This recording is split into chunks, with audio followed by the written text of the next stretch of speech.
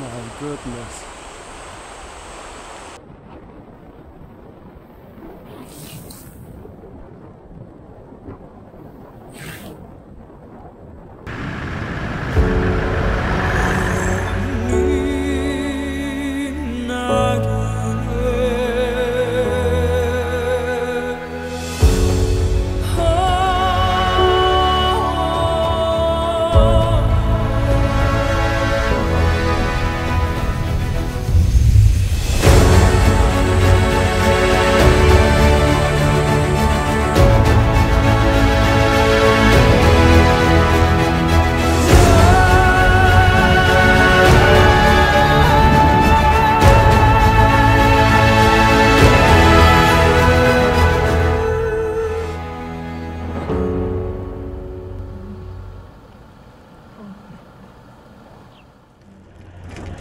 Es ist später Nachmittag am 14. November 2023 und ich befinde mich kurz vor Orupembe im Kaoku-Land auf der Suche nach einer Campsite für die kommende Nacht. Die Fahrt war sehr anstrengend heute. Die Straßen haben mir und vor allem dem Auto hier einiges abverlangt. Aber nichtsdestotrotz, es war super. Ich bin die Strecke so gefahren, wie ich sie vorhatte, habe mich nicht verfahren. Ja, und jetzt werde ich noch maximal eine Stunde in die Richtung fahren, in die ich morgen dann weiter muss, also quasi Richtung Okufo wieder. Und werde mal schauen, wo ich so unterwegs dann eine Campsite finde. Durch das Kaoku-Land zu fahren, ist allein schon etwas ganz Besonderes. Es aber in den letzten 1 bis 2 Stunden vor Sonnenuntergang zu tun, toppt dies nochmal. Genießt mit mir das Ende meines heutigen Trips, das ich spontan Golden Hour Drive genannt habe.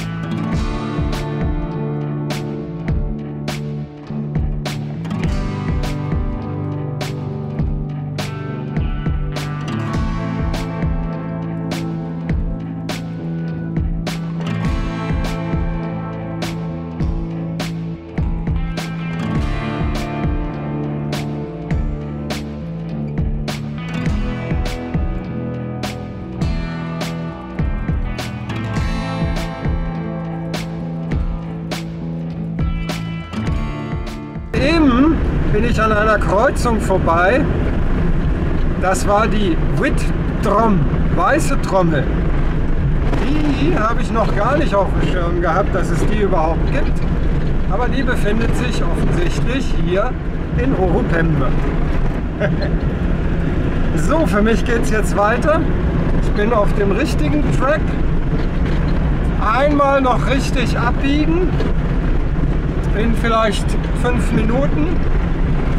Und dann bin ich auf der Piste, auf der ich morgen weiter muss. Und da muss ich mal schauen, wann ich dann jetzt in Kürze eine Campsite finde. Und dann ist Schluss für heute.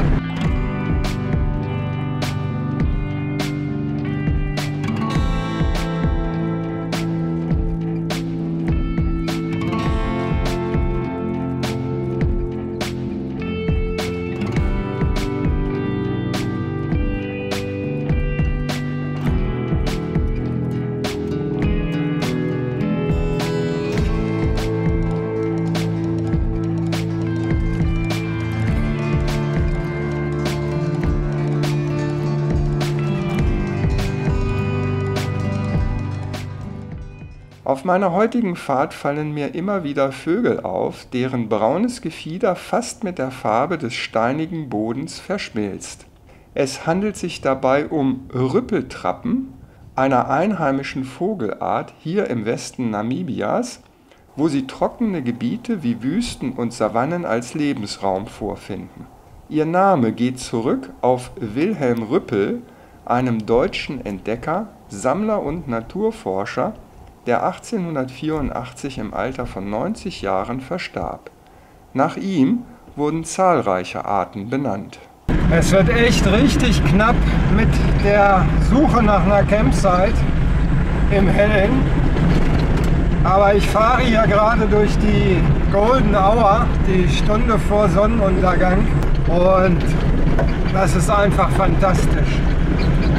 Das ist ganz, ganz irre. Total schön, wie hier alles leuchtet. Und ich genieße das gerade. Und da ist es mir auch echt egal, dass ich zeitlich ein bisschen in Verzug bin. Man muss die Dinge nehmen oder die Feste feiern, wie sie fallen, ne? Die Golden Hour wird jetzt von der Dämmerung in Namibia abgelöst. Die ist hier verdammt kurz und ich habe immer noch keine Campsite.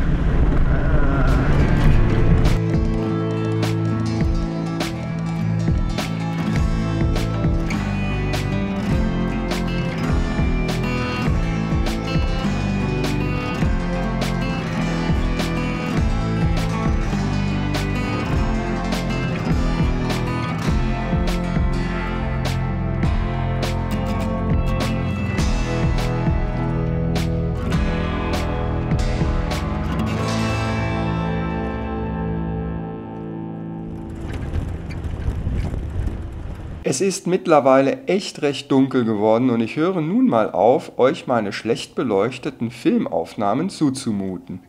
Wenig später erreiche ich eine Community Campsite, von der ich aufgrund der hereingebrochenen Nacht allerdings so gut wie nichts erkenne.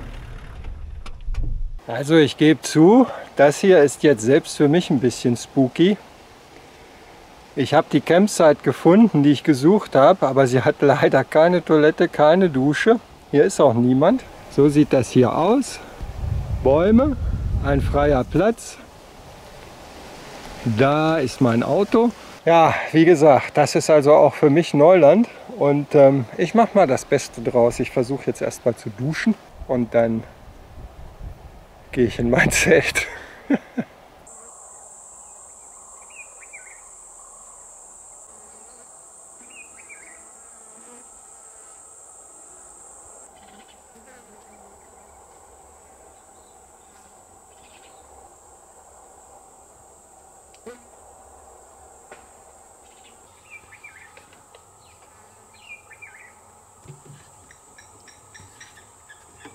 Guten Morgen!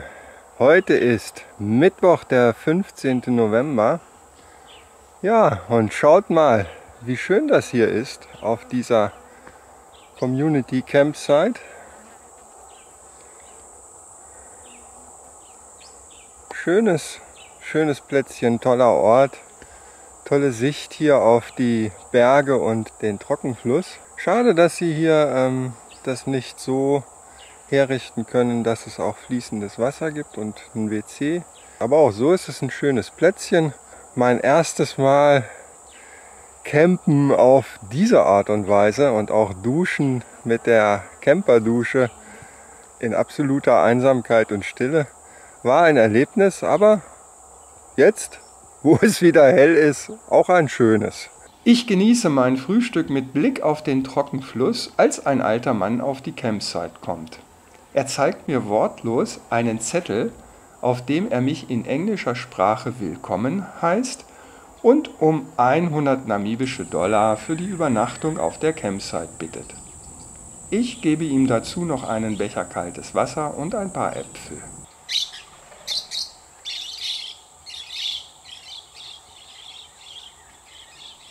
(20 Minuten nach 8, alles verstaut, Motor läuft.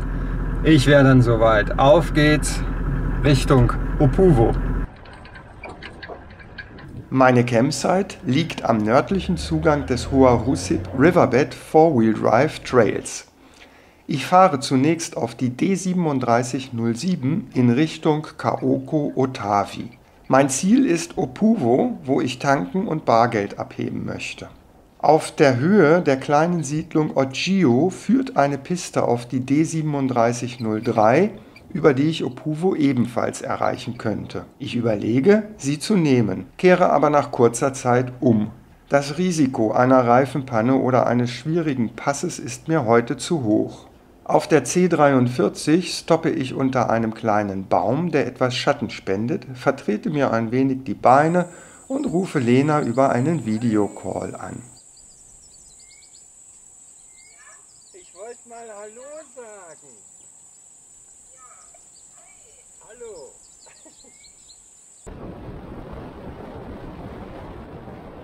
Auf der Strecke ergeben sich einmal mehr spektakuläre Panoramen in Namibias einzigartiger Landschaft, einschließlich toller Naturphänomene und vereinzelten Begegnungen mit Einheimischen. Nachdem ich in Opuvo alles erledigt habe, biege ich auf die C43 Richtung Sesfontein ab. Opuvo liegt hinter mir und die Ongongo Waterfall Campsite liegt vor mir, und das, was ihr da gerade gesehen habt, ist mein Lieblingsverkehrsschild in Namibia. Ich komme jetzt nämlich in eine Region, wo man, wenn man Glück hat, wildlebende Tiere sehen kann, wie zum Beispiel Oryx-Antilopen, Springböcke, Strauße, vielleicht auch Giraffen oder eben sogar Elefanten. Und die nächsten 3 Tage habe ich die Chance, mit ganz viel Glück halt Tiere hier zu sehen, und darauf freue ich mich sehr. Jetzt gönne ich mir hier ein kleines Päuschen und mache mir ein paar Cracker mit Käse, und dann geht es weiter in diese wunderschöne Landschaft nach Kunene rein, in die Region Kunene.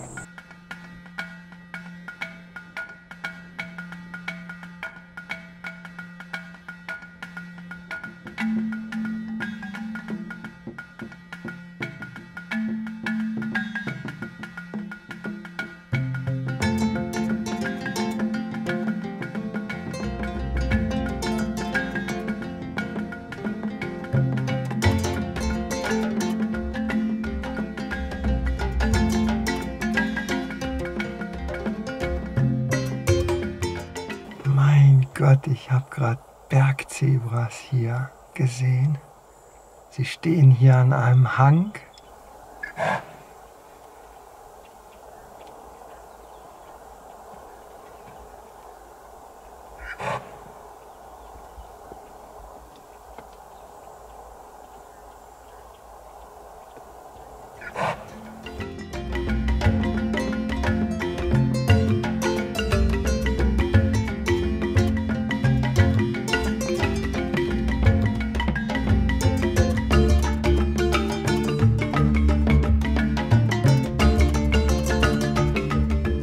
Ich sehe gerade 2 Elefanten, ungefähr 30, 40 Meter entfernt, ziemlich hinter trockenem Gebüsch.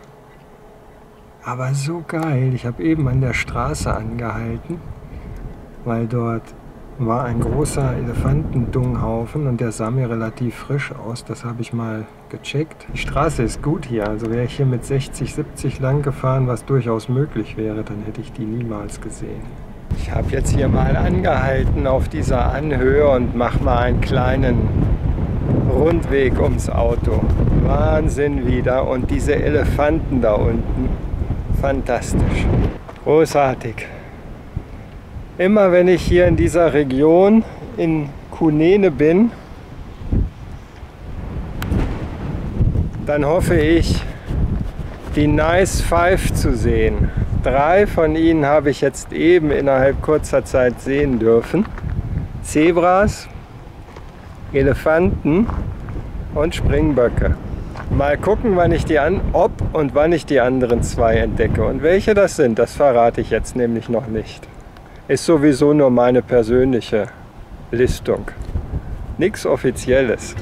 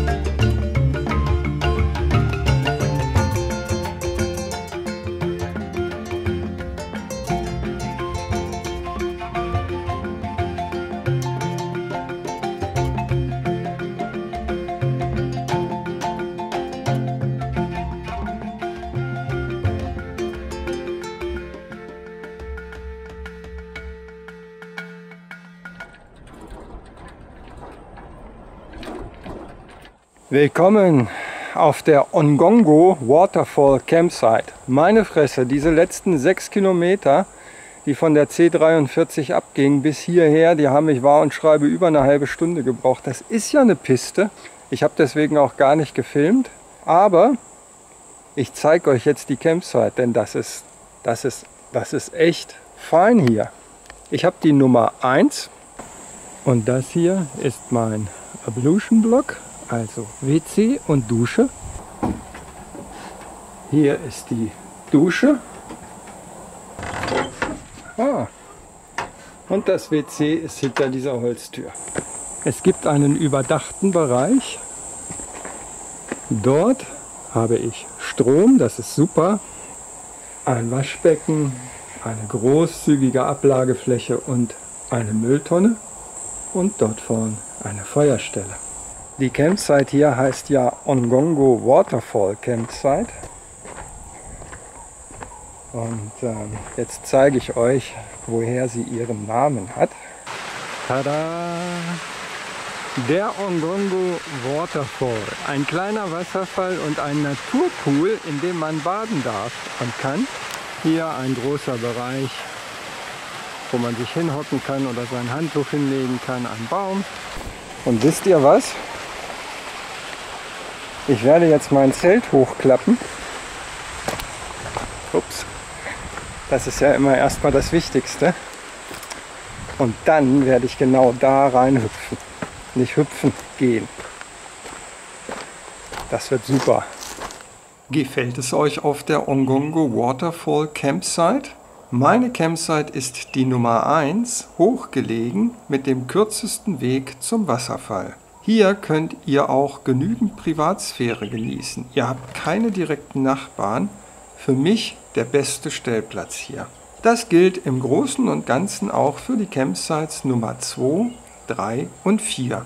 Auf allen anderen Campsites habt ihr weniger Platz und ihr befindet euch dicht an den Stellplätzen eurer Nachbarn.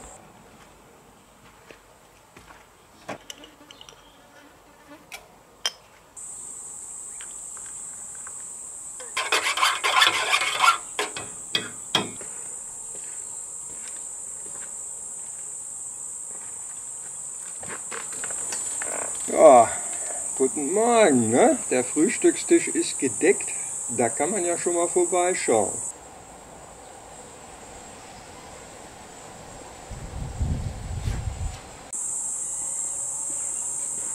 Ja, freust du dich schon, hä? So, das ist nur trockenes Brot? Nein, bleib da. Es ist nur trockenes Brot.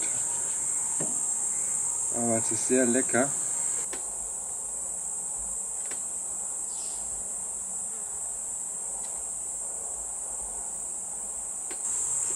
So, jetzt.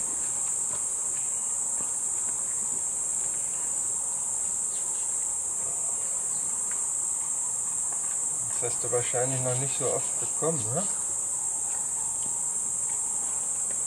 Ja, aber was anderes habe ich nicht. Ich habe keinen Frohlig dabei. Ach, Hundi, da ist nichts drin für dich.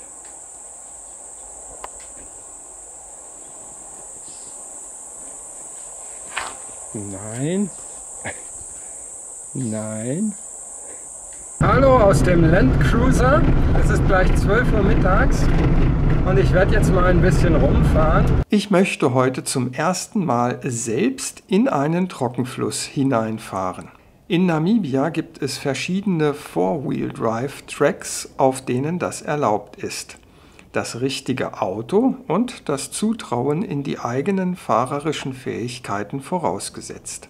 Ich passiere Sesfontein und erreiche die Einfahrt zum Hoa Niep Four-Wheel-Drive Trail an der D3707.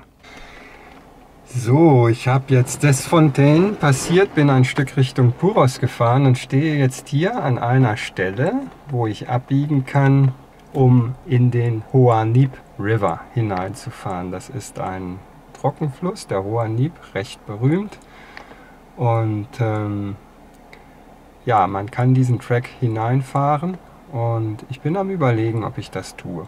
Wenig später lerne ich Reinhard und Susi kennen, die mich ermutigen, es zu tun. Wir werden uns später auf der Ongongo Waterfall Campsite wiedersehen. Die ersten 10 Minuten durch tiefe Feinsandlöcher, auf Englisch Powder Dust Holes, sind schwierig, aber dann fahre ich durch eine atemberaubende Landschaft.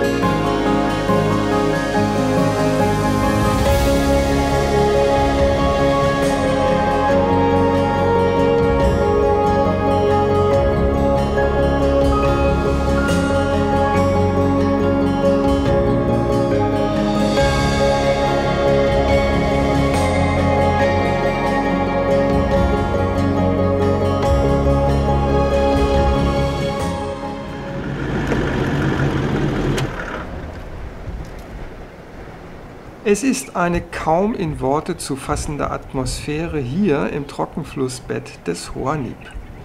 Je weiter ich hineinfahre, desto häufiger treffe ich Tiere.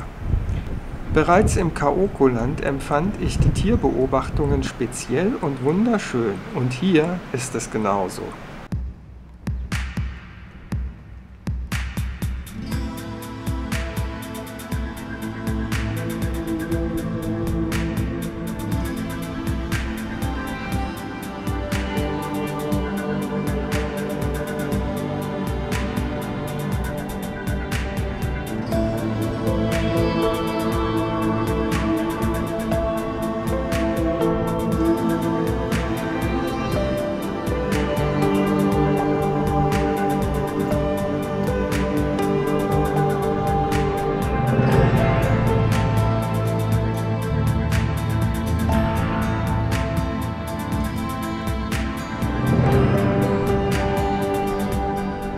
Ach Leute, es ist so abgefahren cool hier. Ich stehe gerade mitten im Hoanib River, dem Hoanib River, den man eigentlich nur aus Dokus kennt. Und ich bin da reingefahren, bin jetzt so mittendrin. Ich stehe hier unter riesigen Anna-Bäumen und um mich herum sind Springböcke. Hinten ist eben ein Oryx gelaufen und auf dem Weg hierher habe ich auch Giraffen gesehen. Und ach, das ist einfach fantastisch. Einfach fantastisch. So sieht das aus hier, Leute. Fantastisch. Leider habe ich nicht mehr ganz so viel Zeit.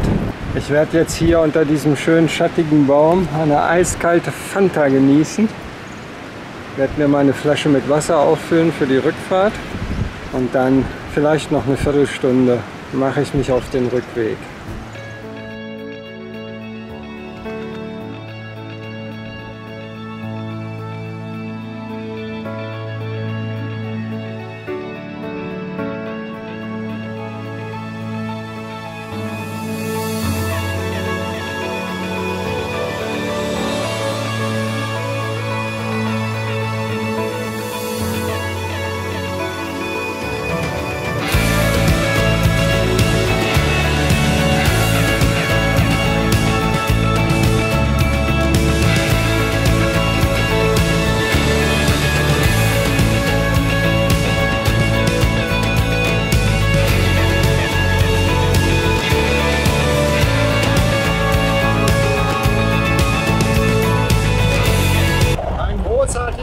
neigt sich dem Ende. Ich fahre jetzt wieder auf die Ongongo Waterfall Campsite zu.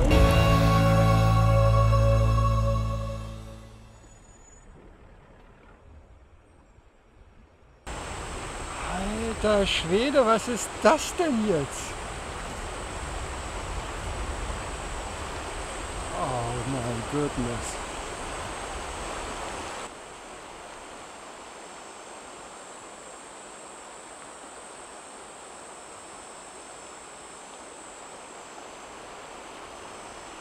Also es gibt Dinge, die gibt's gar nicht.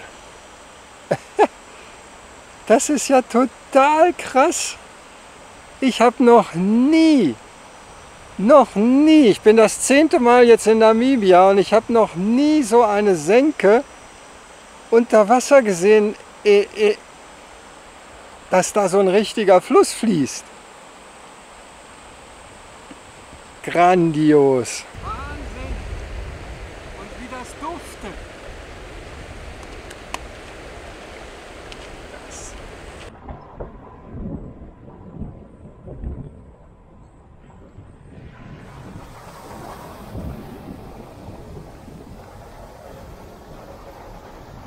Es kommt wahrscheinlich nicht annähernd rüber, aber ich bin wirklich geflasht. Dieser Duft, wenn frisches Regenwasser auf über Monate trockenen Boden fällt, über ihn fließt. Das Rauschen. Einfach der absolut ungewohnte Anblick. Und es sollte nicht die einzige Senke mit fließendem Wasser bleiben. Schaut euch diese Wassermengen an. Die C43, ich bin sie heute am späten Vormittag gefahren, sie war staubtrocken. Wie heftig muss es hier vor kurzem, als ich im Huanib war, geregnet haben. Und wie wichtig das ist für diese Region, für die Tiere, für die Menschen. Fantastisch! Ich fahre wieder die letzten knapp 6 Kilometer zur Ongongo Waterfall Campsite. Es sieht trocken aus, die Sonne scheint auf die kleinen Straßenstände. Ich erreiche die Campsite über die letzten steil bergab führenden Meter. Aber weiter komme ich erstmal nicht.